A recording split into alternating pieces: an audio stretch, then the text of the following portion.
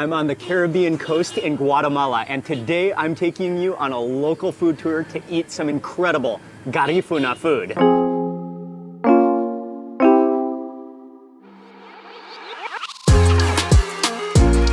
Hey everyone, hope you're having an amazing day. It's Mark Wiens. I'm in Guatemala on the Caribbean coast.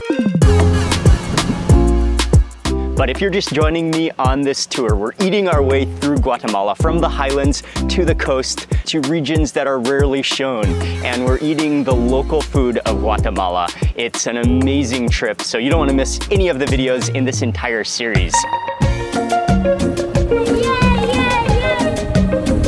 But today we are on the Caribbean coast, and if you look at a map of Central America, you'll notice that it kind of almost comes to a little triangular point. You'll find a river called the Rio Dulce, and you'll find a lake, and within that little triangular corner in this kind of like safe, protected haven is a little slice of Guatemala. And within this area, there are so many different cultures that have come together. One of the cultures that is well represented here are the GARIFUNA. And the GARIFUNA are a combination, a mix of Afro-Caribbean and indigenous Native Americans who have a fascinating and unique culture and food.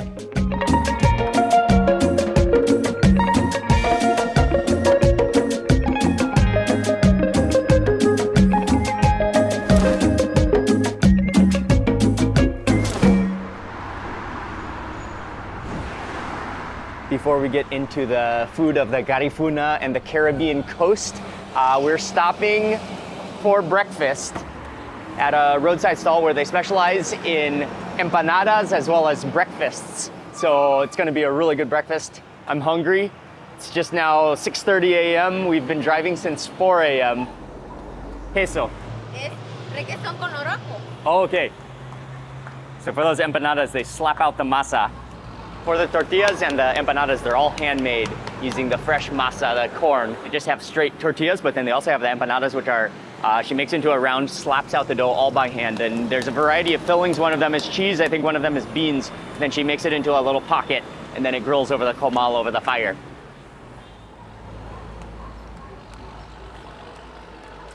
Okay, gracias. This is what you find in most of any small cafeteria. This would be a common breakfast? Yeah. And what's there's cream on it too? Yeah, there's a little bit of cream and a little bit of fresh cheese. Oh, okay. So I went with one of the most traditional of Guatemalan breakfasts, beans, tomato, egg, and onion. You can kind of mix that around with cream. That's something I haven't seen before, cream and cheese. And get a little bit of this as we're waiting for the empanadas to come. Load that all up into a tortilla.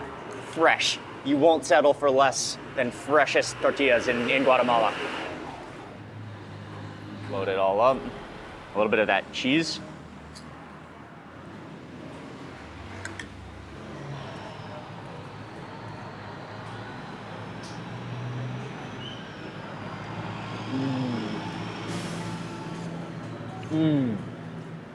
Eggs, the acidity of the tomato, the creaminess of the beans and the cream, and then just how hearty and thick that tortilla is. It's delicious. They have some jalapenos over here, which I think I'll add. Look like pickled jalapenos and carrots.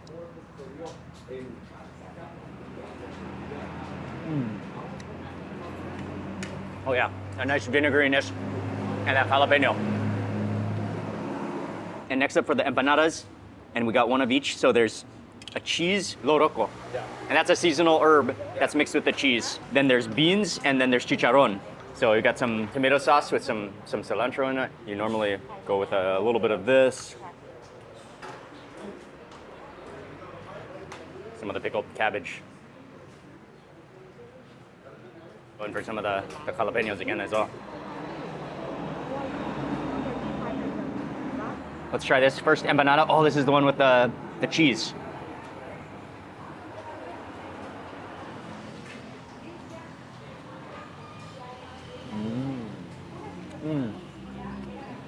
Again, the corn, the saltiness of the cheese, and that herb is really like distinct.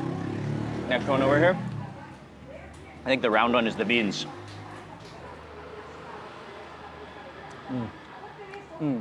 I love the beans. Just creamy on the inside, salty. But again, the corn, the masa in Guatemala is just on the next level. This one is it's a chicharron, yes.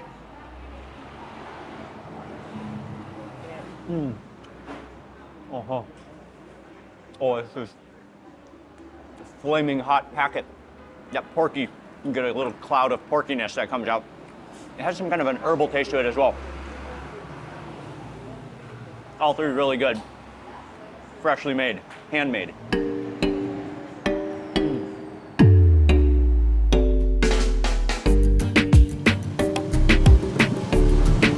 Here we go. And this entire area is, known as Livingston. We're on our way. It's gonna be about a 45-minute boat ride to get to the first place to start eating.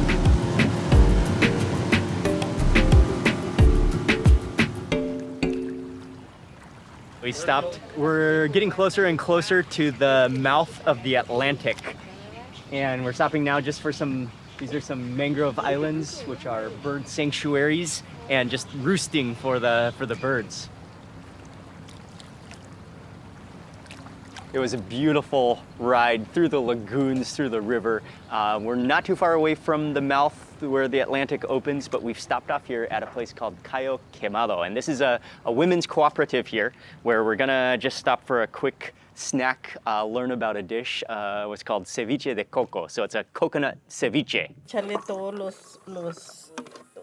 Okay, so into the marinade, the fish has been marinated with the acid of the lime juice. Now she adds in the chopped green chili and onions. And then for seasoning, it's just simple black pepper, a little bit of sugar, a little bit of salt as well. And here comes the coconut milk goes in. Oh, a lot of coconut milk. Y ceviche de coco es la comida típica de aquí las nosotros, no. No. Este ceviche, nosotros somos las fundadoras del taller de ceviche al coco y nosotros fuimos las que fundamos este platillo. So it's not so much a garifuna dish, but it's a dish they created? It's a dish of Cayo Quemado. Oh, okay. Cayo Okay. Quemado dish. And From they this created it from this area right here. Yeah. Okay. This is local fish from the lagoons here. I love all those onions.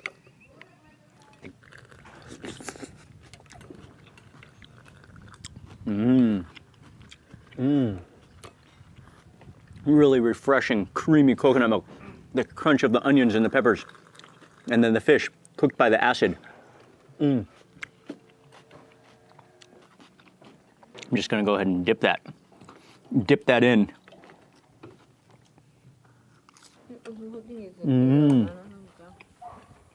Oh, the fried plantain is delicious. Crispy, starchy. I love plantain.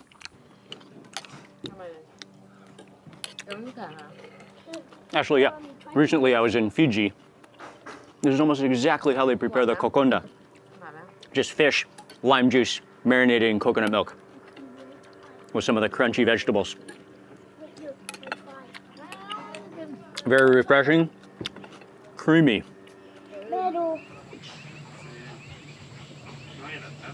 That was just a little stop off and definitely a nice snack, very refreshing, really friendly.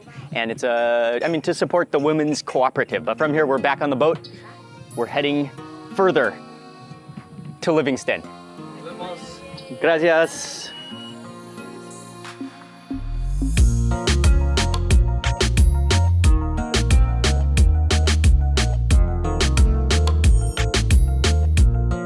And so we made it to the town of Livingston, and that boat ride was beautiful, passing through the lagoons, the waterways. Chef Sanchez. Hola. Hola. Hello. Chef Sanchez, he's going to be cooking two main of the most popular garifuna dishes. One of them is called tapado, and the other is called pachay.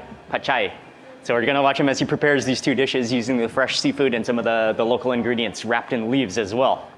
Primero necesitamos lo que es la hoja de mochán. que es esta, la hoja de mechán. Y tenemos lo que es la... That has a nice aroma to it.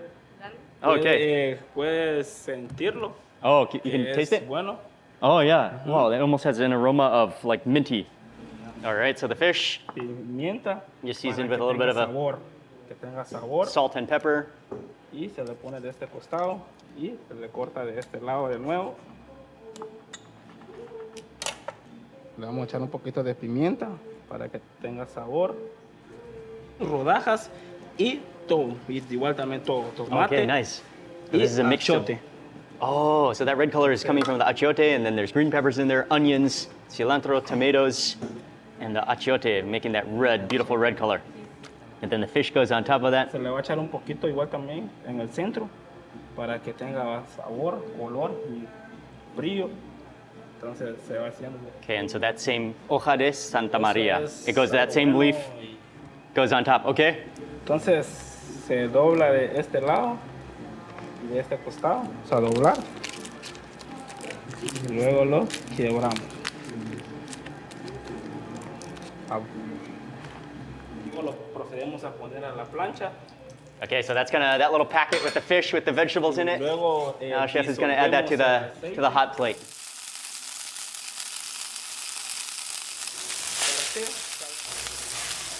Those are gonna be the pachais, the packets with the fish and all the vegetables they're gonna be cooking on the hot plate. In the meantime, we're gonna get started on the tapado, which is another main dish. Bajamos llama. Okay, this is for the tapado. Sí. Esto es Esta es tapado. la sopa de eso. Oh, okay, so it's a soup. A Entonces soup of tapado with seafood. Okay. tenga sabor. La jaiba, So the crabs go in, la jaiba. the shrimp go in.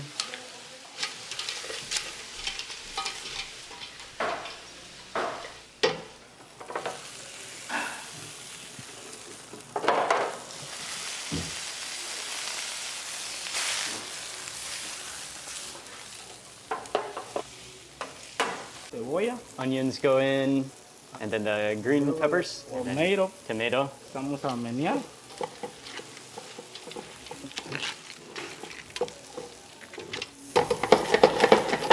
Plátanos Okay, verdes. at the same time, he had some plantains boiling.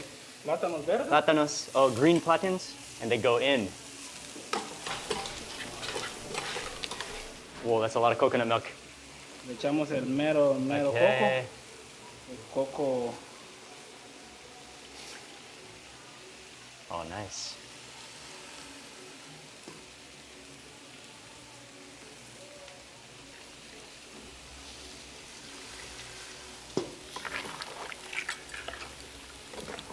All of that seafood gets sauteed down, then with some plantains, then a lot of coconut milk goes in, seasoned with salt and pepper.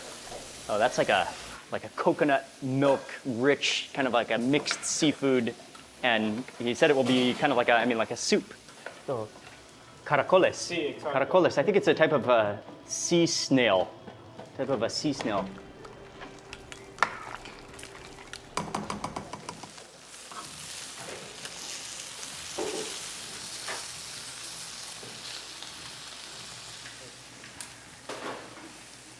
Todavía le falta un poco a él. Es. Okay, sí. La sopa de tapado. El sabor. Okay. Bueno, Oh, it goes down.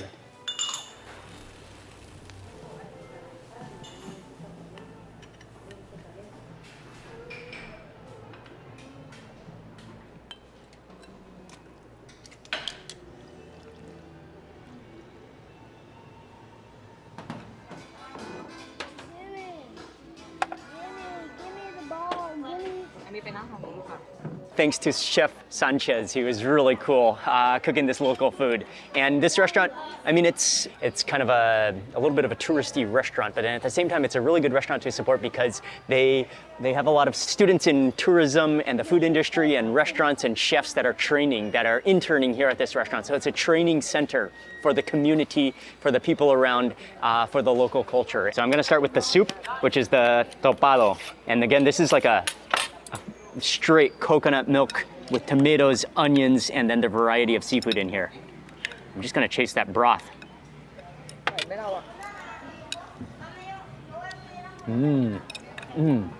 Just rich from the coconut milk. You taste the flavor of the shrimp and the crab shell kind of infused into the coconut milk with the sweetness of the tomatoes and onions in there. I will grab some of the legendary Marie Sharp's habanero pepper sauce.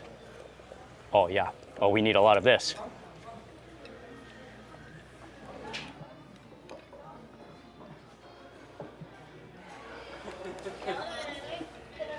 Wow. There it is, Pablo. Sorry. No problem. I'm sorry. No, no. No, it's okay. Oh, the habanero pepper sauce from Marie Sharp's, the legendary. Oh, it's so good. Okay, so there's shrimp in here, there's crab in here, plus those green plantains. And it's, rather than being like a, I mean, chef did say it's a sopa, so it's a soup. So it is very soupy rather than like a curry or a thickened. It's very, like a coconut seafood broth is what it is. And then you just tear into the seafood. The crabs, little crabs, but they are tasty, sweet.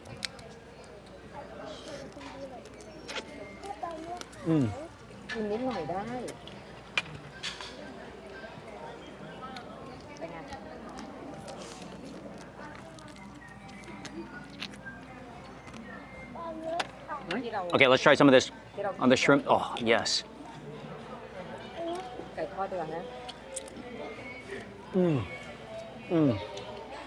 Marie Sharp's, excellent. It's so good. Okay, and then we have the pachai. So this is the fish that he wrapped in a variety of leaves with onions, tomatoes, peppers, salt and pepper. And they served it alongside a plantain with rice and beans, and then also it looks like a beetroot relish. I'm gonna squeeze on some of the lime juice, and then grab some of that fish. It looks like a little bit of a small snapper almost. Do you know what type of fish it is? Probalo. Oh, okay. Probado. Is it like a snapper? It's a red snapper, yeah. It is a red snapper? Okay. Yeah.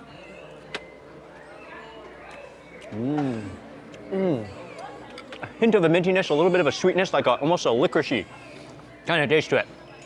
The fish, the tomatoes, really good. But definitely would be even better with some of the habanero sauce. And then I do love all the plantains smashed down, fried so they're half crispy, half starchy all at the same time. I really love this.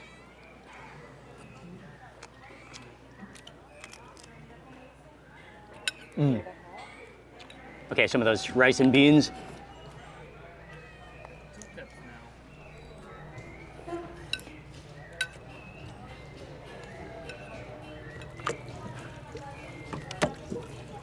We're moving on to the next place where we're gonna get a really authentic local garifuna meal. But then in the meantime, Pablo, we were talking about who are exactly the garifuna people? Yeah, Garifuna, well, there's several theories, but the main one is that it was a slave boat that basically took control of it, and they came here. They took control of the boat, and then they came to this area of the world, like, just going on the ocean. Wait, so it was a French? Like, It was they a just French navigated without knowing. Oh, they like lost navigation. Yeah, exactly. They like got lost, basically. Exactly. Okay. Exactly. They took the boat. The slaves took the boat, and then they said, they just navigated anywhere. Oh, so they got control of the boat from the Yes. from the Europeans. Yes. Okay. And most of the Garifunas can be linked to this boat, So there is a special... Like a single boat. Exactly. So there is Wow. a very special name that we're gonna see right here. That is the founder of Livingstone and the founder of this Garifuna type of living. Garifunas, when they came here, they also mixed with the Maya population that are Quechis.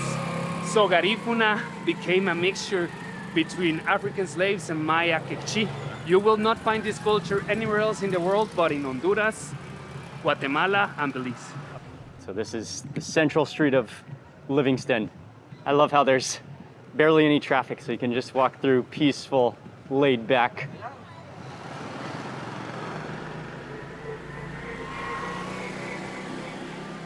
We made it to this restaurant, which is called Las Tres Garifunas, so 3 Garifunas, and it's owned by 3 ladies. They're really cool, really friendly, and they specialize in preserving traditional Garifuna food and culture. So we're in the back kitchen with Diana, and Diana, it's awesome to be here. Thank you so much for having us. Today I'm preparing the tapado. Okay. The tapado is one of our cultural and traditional food here in Livingston, Guatemala. Okay. It belongs to the Garifuna culture. And the process is, the base is coconut and seafood. Okay. And well, we have also hudut. Hudut is plantain puree and coconut soup.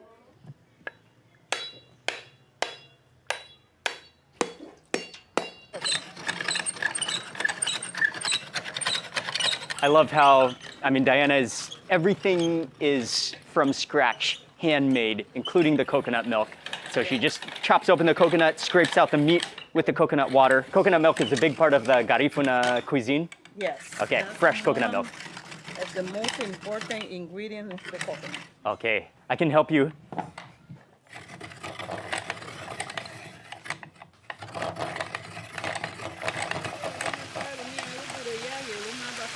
What type of fish is this? Today we have jars. We Jats. have 2 different kinds of fish for you to try. One gonna be from the sea, one gonna be from the river. That's one of the benefits of Livingston is you have the sea and the river, right? So 2 different types of seafood. These plantains have been, Plantain just with been an boiled? amache. It's been boiled. Okay, just boiled. Okay.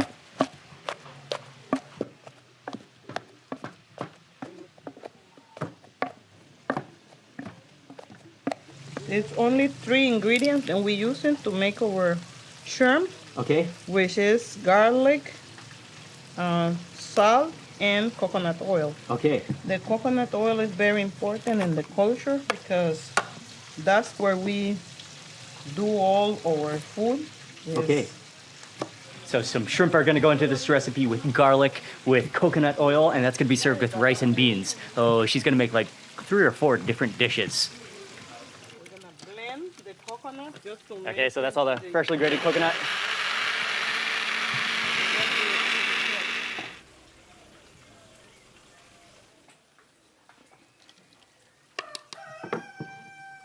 Okay, and we already have the milk. Okay, Coconut great. milk. Fresh. With this coconut milk, Uh-huh. we're gonna make the hudut, Okay. the machuca. Okay. Then we're gonna make, we can make the rice and beans. We also have we can make it the tapado. Okay. We can make coconut oil. We will leave it rest 3 days, and then we get the milk, and then we leave the water, get the milk, and we boil it, and then we get the coconut oil. Here is a Oh, okay. homemade coconut Okay. Oh, oil. so you make your own coconut Just oil like as well. that, yeah, a little bit of salt. Open it. I already clean it. On it. Oh, nice. I love how you have big chunks of garlic in there. Yes. And then this is And the coconut oil. coconut oil.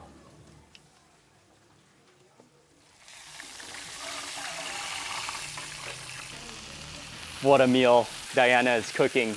And just the aroma of that coconut oil coming out, the garlic, everything is fresh, local ingredients as well.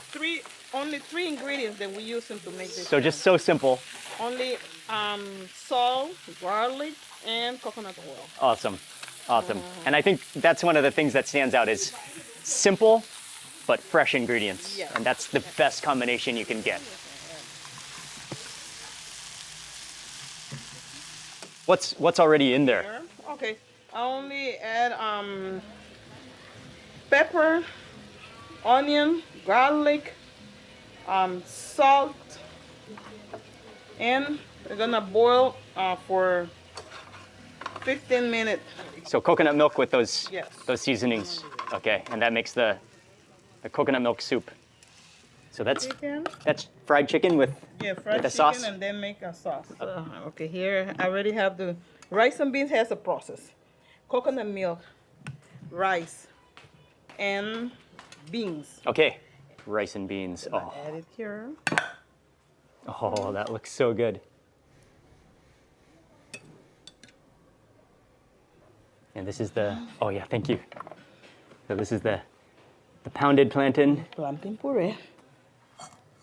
Oh, nice. So that goes directly into the bowl with the fried fish.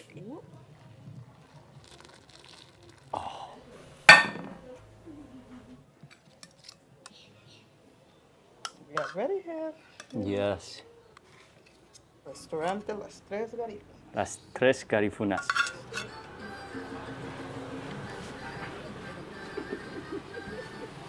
This is awesome, and Diana is just so incredible.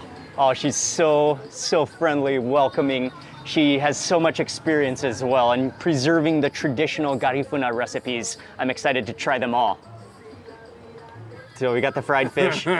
Oh, fried fish, Yeah. all the coconut milk soup, fish with some of the machuca. Yeah. So traditionally, it is pretty hot. Yeah. I'm gonna grab some of the machuca with some of that coconut milk.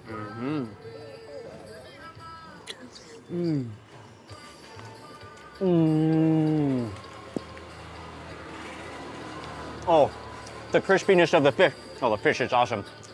Crispy. I love the plantain, which is starchy and dry, but then it's rehydrated with that coconut milk and all that soup. The flavor of the culantro in there is what you taste.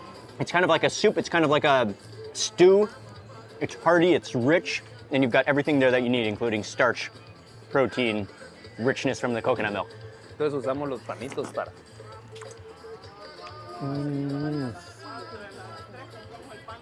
You've got the sweetness of the coconut milk along with that salty Okay, fish, no se that preocupe. contrast. That's Igual what makes está it so good. delicioso. Yeah, it's a mojarra. It's traditional Mojarra. from the river. Oh, okay. Oh, you know, as Diana was cooking, she mentioned to me that we'll try two different fish. So this one is from the river, and then this one over here is from the sea. Oh. So right here, when you're in Livingston, you get the best of the sea and the river. Two things coming together.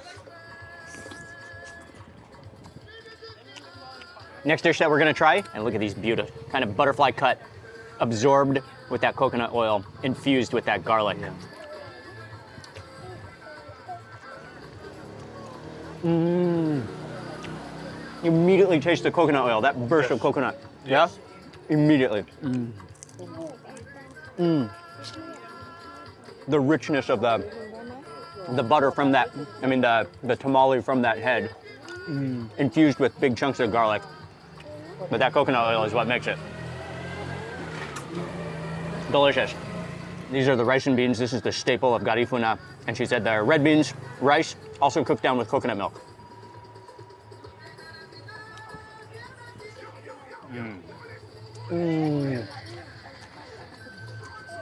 It's so fluffy, moist. I think because that coconut milk, it makes it kind of oily and richens it, so it doesn't get dried out. It's not dry at all. Hearty. I dream of this, man. Like every time I'm thinking of coming to Livingston, I know that you have to eat the soup and the rice and beans. Yeah. These two things. Yeah, Absolutely. And exactly. these are dishes that you won't find in other parts of Guatemala. Anywhere else. Only here when you're on the here. Caribbean coast. Yes. Okay, so next up we have this big piece of fried chicken, fried with tomato sauce on top of it.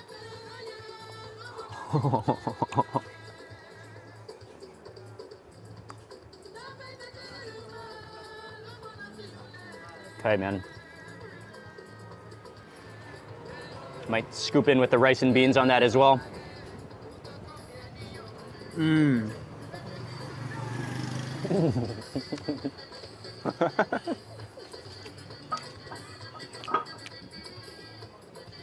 That's just good. Wow. That's just home cooking. That's flavorful. That's tasty. I like the thickness of that tomato sauce, simmered down with onions. You taste some herbs in there, maybe some coriander. Wow, man. Pablo's having a moment. I'm a really chicken tasty. fan, but yeah, this is unbelievable. Really tasty. I think when you really mix that sauce with the rice and beans and the chicken, or maybe a squeeze of lime would be awesome too. Yeah. A squeeze of lime. some of those onions, mix it with the rice and beans, that tomato sauce. Oh man, I'm gonna eat all of this. Oh, that's just straight comfort food. With that squeeze of lime that just brings out the flavor, makes it burst and pop. Everything is good. But we still have one more plate, the fried fish. Going in for the fried fish. The lime, okay. Squeeze on some lime juice.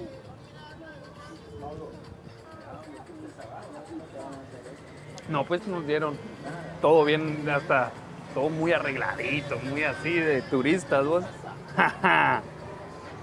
I don't know what I'm doing. Fried fish.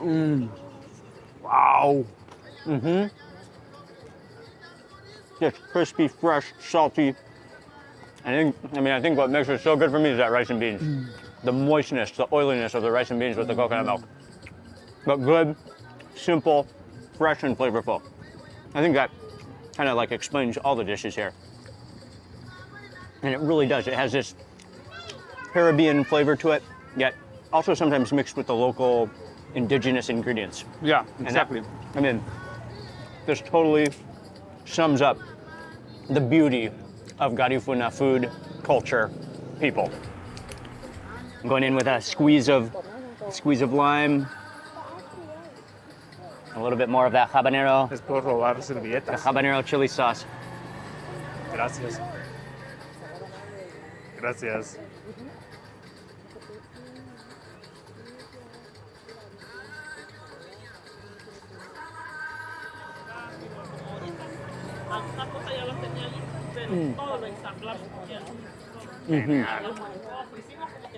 Man, that sauce is so good.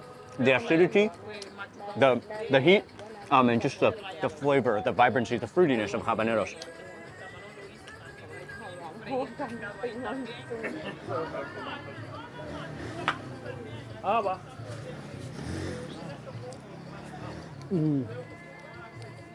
I think another thing that's like this coconut milk almost has a sweet and sour taste to it, coming from the onions, coming from the coriander, coming from the plantain.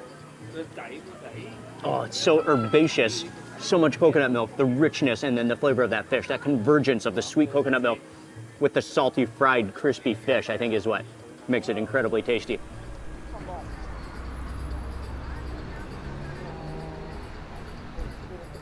Las Tres Garifunas and Diana, it was such a good meal, highly recommended. And she's just so nice, so hospitable. We're just walking around. Actually, we're on our way back to the boat where we're gonna go back to Rio Dulce, but we've just stopped for a fruit stop. She's selling mangoes, and she's also selling the, ¿cómo se dice?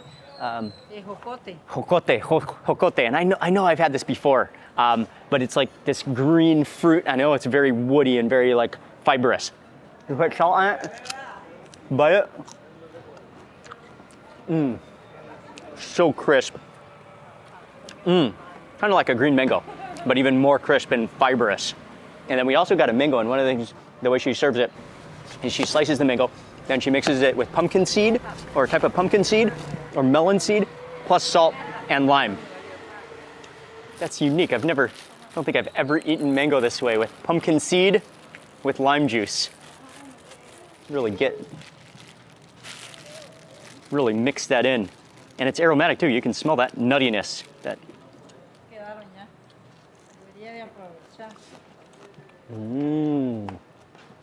Oh, the salt brings out the flavor. The pumpkin seed gives it this nice toasty aroma. That's great. That works. That makes it, that like, mangoes are already delicious on their own, but that like even gives it more of a other complexity to it. I like that. It almost coats the mango in like a, not peanut butter, but a pumpkin seed butter. And you can see all the juices coming out of it as well. Muy rico. Muy bueno. Gracias. Ok, que le vaya bien.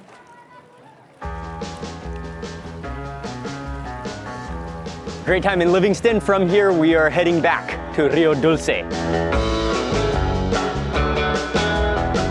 To continue with this tour of Caribbean coast of Guatemala, we drove to Rio Dulce, And Rio Dulce, there's a big lake with a river that connects to the Atlantic. And then we continued on for about an hour to a farm, and we met up with our host, Eugenio.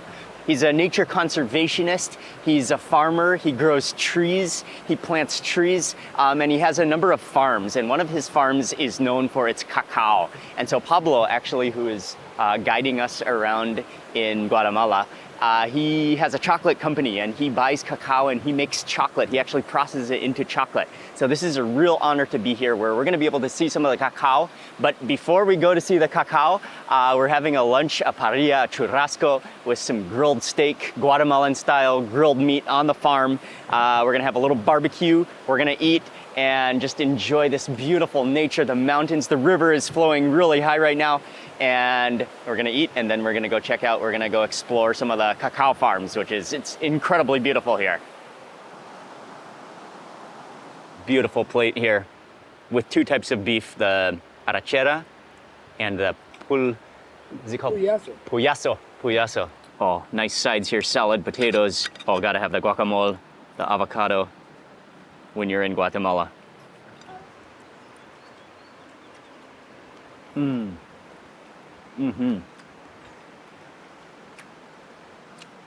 Smoky, juicy, and it has a nice layer of fat on it, kind of like a fat cap, kind of adding to that flavor as it grills.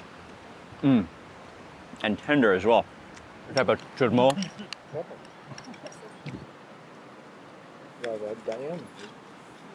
Oh, yes.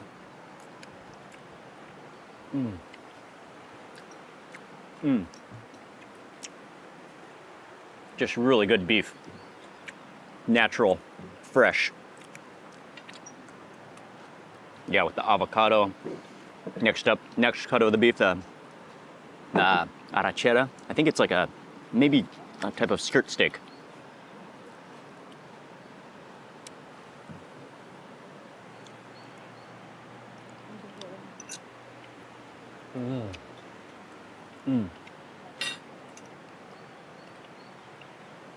Both really good cuts, different textures. Arrachera is really juicy. Oh, yes, tortillas. Oh, yeah. Right off the grill. Oh, yeah, really hot. Oh, I love the tortillas. Crispy. Crispy. Put some avocado in it, maybe some of that beef in it. You did?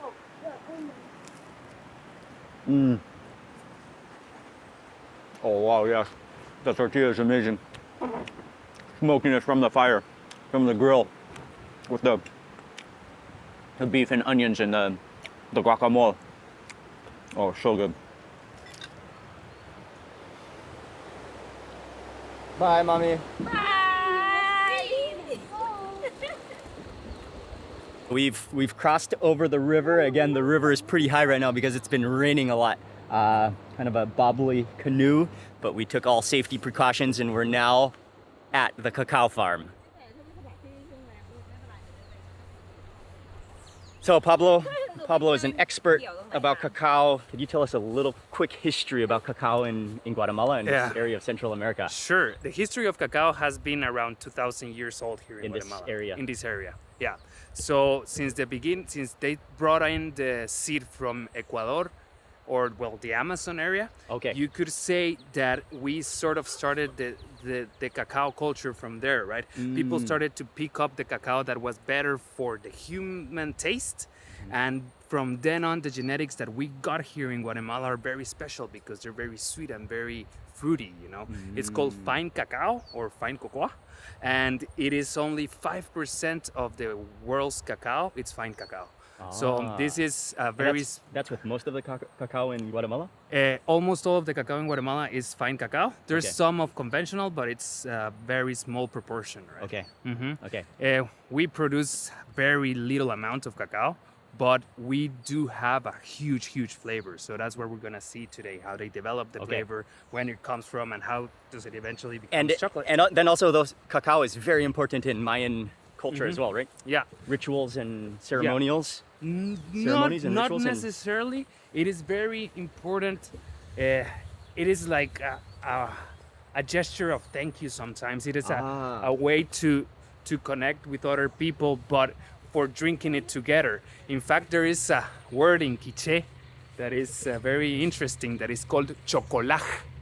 Almost chocolate, right? Chocolaj. That it means drinking cacao together.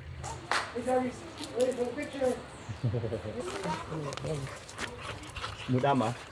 This is Eugenio. He's actually knows how to do the fermentation of his cacao. Okay. So yeah. We're still learning. It's Yeah. So were the Mayans were fermenting cacao long learning from curve. they're the ones who figured out how to ferment it? We think they used to ferment it before the Spanish came. Okay. But there was a moment in time when this knowledge got lost. Oh, okay. There is another theory that says that when they transported the cacao to Europe, those 3 months gave it enough time the cacao to be fermented, and it was invented by the time That that fermentation. it took. But there's evidence that people did know how to ferment it.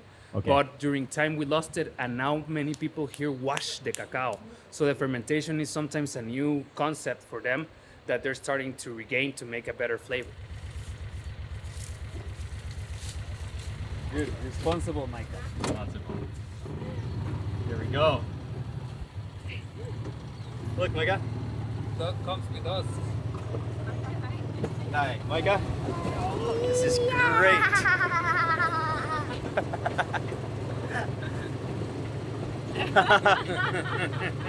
They're forgetting your ears, Micah.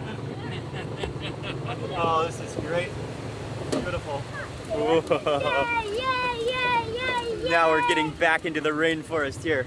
You can just feel that cool but humid air in the rainforest.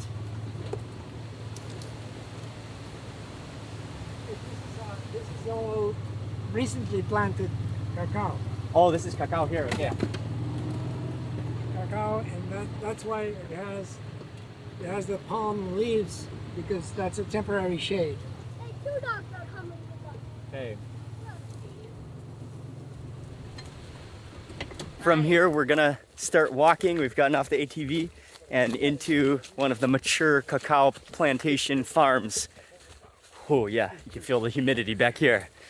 And the dogs, they made it all the way a couple kilometers with us.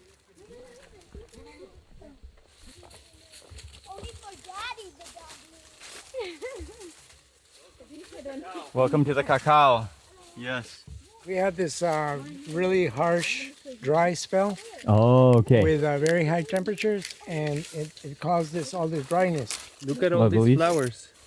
And those are gonna become the fruits? Yeah, those Okay. become These little- huge. They're going to become And this is beautiful, getting deep into the cacao. See the trees developing. And we're not here during season, but we are trying to find some of the cacao pods that are ready to harvest and that we can eat. So you no están muy bonitos. They're not very pretty, but they are. Mature. That's okay. They are mature. We found some mature cacao pods. Oh, yeah.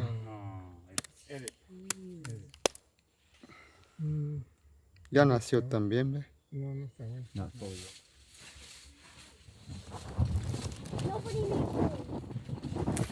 Oy, oy, oy. Let's see. Este sí, ¿ve? Oh, okay. Edible. Found a couple that are ripe enough to eat.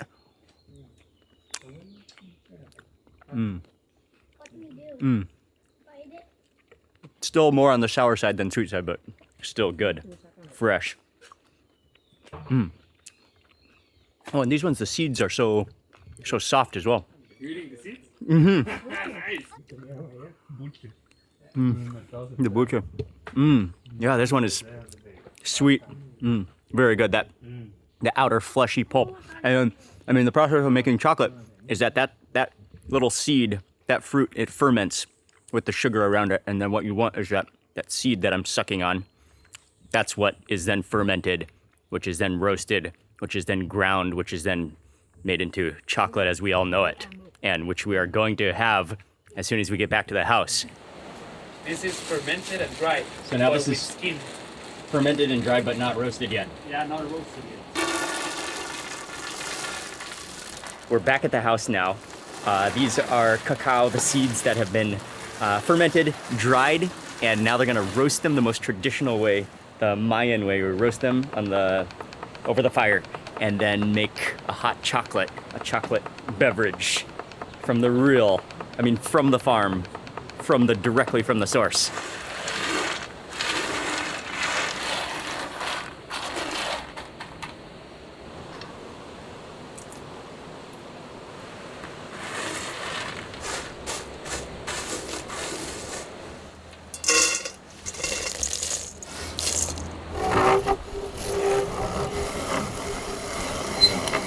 So she knows that the cacao is ready roasting by a combination of hearing the sound crackling as well as the skin start to peel. And then those hot cacao, roasty cacao, immediately she starts grinding them. They smell so incredible, so toasty, so smoky, almost coffee-like. And she's just immediately starting to grind them as they're hot. Just manually grinds that on the stone using the mortar and pestle, and that's when you get that fine just consistency. You see the butter and the oils coming out of the cacao. That is 100% the real deal, the traditional Mayan chocolate.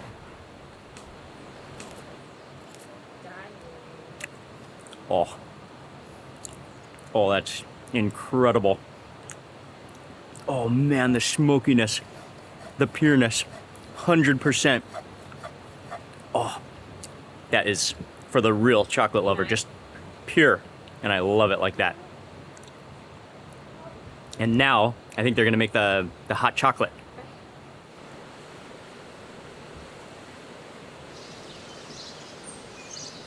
After boiling for a little while, this is just pure chocolate, and it's not milk, it's just hot chocolate with water, no sugar.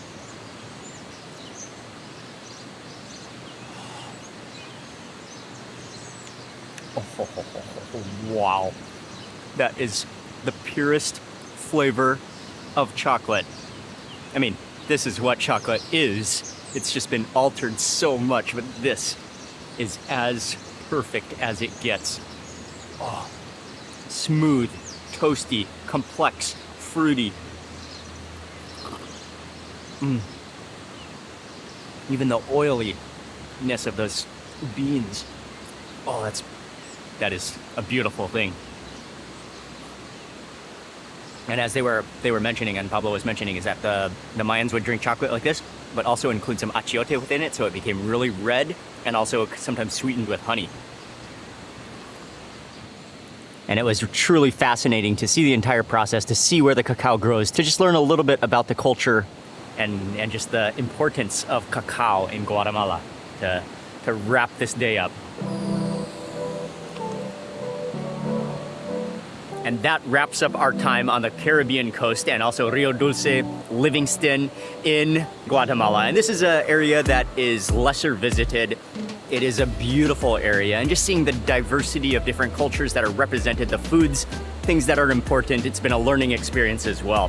Thank you to everyone for hosting us, for the kind hospitality, and also thank you to Pablo for guiding us, for taking us around, and also a huge thank you to Ethnica Travel for arranging my entire trip to Guatemala.